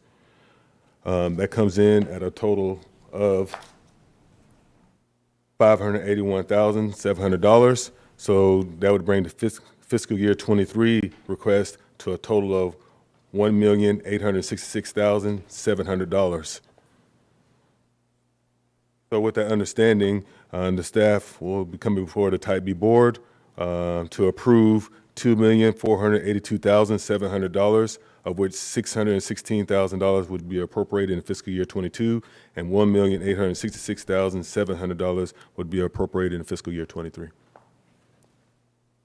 And we'll stand by for any questions, Mr. Chair. Okay. So that wraps that up. Lee, did you have final comments?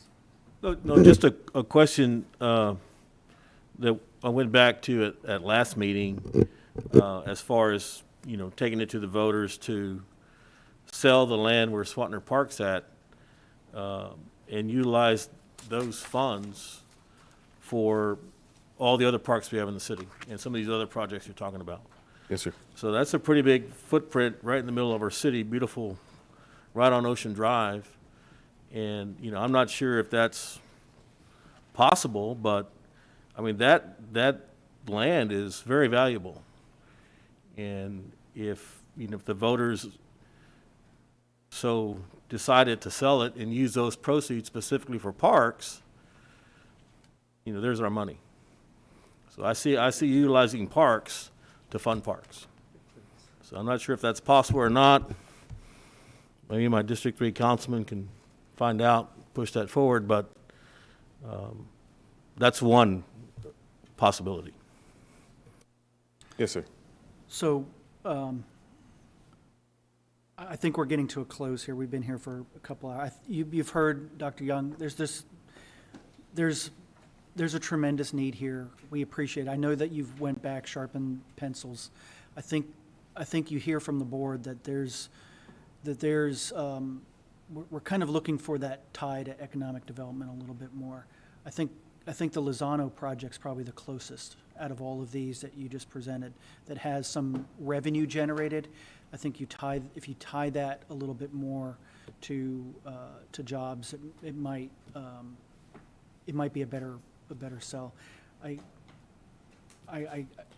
truly appreciate what we're trying to do here with this. There is a tremendous need. But I think you've heard what everyone here has to say about kind of the use of our funds and the prioritization of this. Amy laid out, hey, we can do all of these great things. This is what we talked about in our workshop several years ago. But we only have so much money. We have to prioritize it somehow. So I hear from folks up here that it's still kind of following in line with what we did with Type A funds for 20 plus years. It's jobs, it's business expansion. All of that is kind of priority one over things like this. So Yes, sir. anyway. Appreciate it, Mr. Chair. One last comment from Mr. The Wilson. new park that we have, that we swapped. Yeah, Perry Place Park. Yeah, Perry Place. on Ocean Drive, and maybe we don't need another park, you know. Yeah, I meant SPID. Would that be worth, that's a pretty good sized piece of property. I don't know how much of it is in the floodplain, but would that be worth looking at its commercial value to sell and do what Lee was talking about? It hasn't been used as a park for a long time, so it's not like we're losing inventory. I just wondered if we'd look at maybe selling that. There may be some developers that could put something, because it's on the water. Right, yeah, Neiman and I are looking at that, so that's not designated. When we received it from the federal government, it didn't say it was a park, it just was a land transaction, so we don't have to go to the voters. Based on what we know right now from our attorneys, we don't have to go to the voters to dispose of that. So we're looking into that. We know it's some nice real estate. We also know that nice real estate also makes nice parks, so we're trying to see what the best course is. Right now, we've secured the property. We have a sign on there, a temporary sign, and secured and clean, and we'll continue to look at the options we have. Yep. And before we adjourn, I think it might, and I know we don't, this is just a workshop, we're not really talking about future agenda, but I think it would do the board and the staff, because we have a lot of new staff. I think it would do good if we would have maybe Ian or somebody who kind of were there to kind of put together, when we put together the B Corporation, the precedent that was set there. Maybe on a future agenda, we just have a small briefing on how we did that and what was discussed at that time. That way we can establish kind of some, ground rules, not ground rules, but just kind of, parameters of use of B funds and kind of what it was intentionally used for when we were first started talking about it in 15, 16, I think.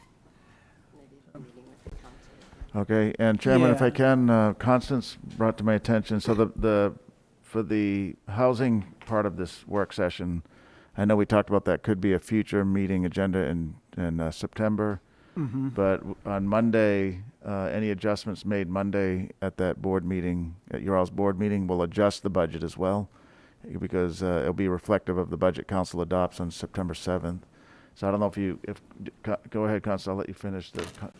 Yes, sir. Good afternoon. So we haven't posted the agenda for the special meeting on Monday for Type A or Type B. So if it's at the board's will, we can add a budget amendment to include the affordable housing item for the $1 million for fiscal '22, like what was just presented by Ms. Buxton. Of course. Yeah, I think that's save what do you think, Robert, till September? Or should we do it? Because Monday. So if we amend, I'm just saying, if we amend the budget on Monday, then city council will take a first reading on Tuesday with the final reading of the budget on the 7th. Okay. I see Otherwise, we the could come timing- back. The timing there. Yes. Well, it won't hurt. It won't hurt to have it on there. No, not the park amenities, the housing. Oh, Yeah, she's supposed to come back with answer some questions we had. okay, Okay, so let's save it. Let's not put it on. okay. We'll just do it in September then, in the Okay. regular meeting. So Monday, we're just going to talk about Texas A&M's drone program and the Whataburger field as well, Yes, right? sir, Yeah. right. Okay. That's Okay. 1:30 on Monday, Constance? Yes, Okay, sir. that we'll I put- think A is 1:30 and 2 o'clock is B. Okay, and that agenda Okay. goes out Friday? And Yes.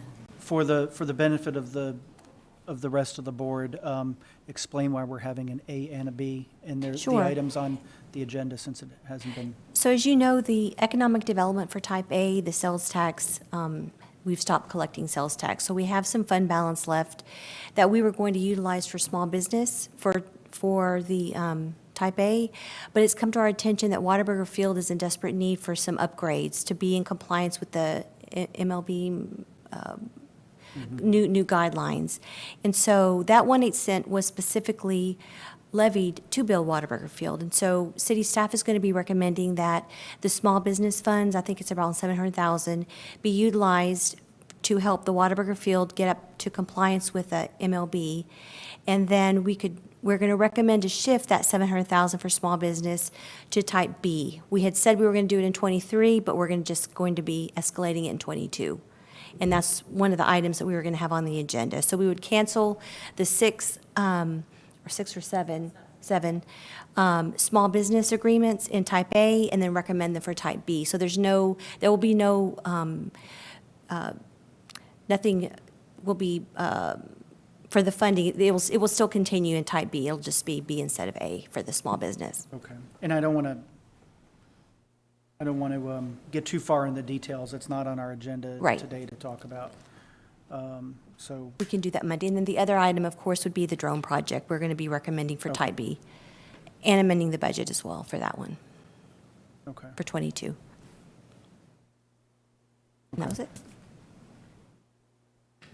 Do you have something on this agenda? No, it's gonna have to wait. Okay. I Till can Monday. address it when we talk about what. Okay. Okay. Okay, great. So with that, I don't think we have any further business, correct, City Oh, Manager? sorry, no, that concludes our workshop today. We want to thank you for the questions and comments and input and guidance. Okay, Yeah. thank you. I'll call this meeting to adjournment. The time is now 3:36 PM.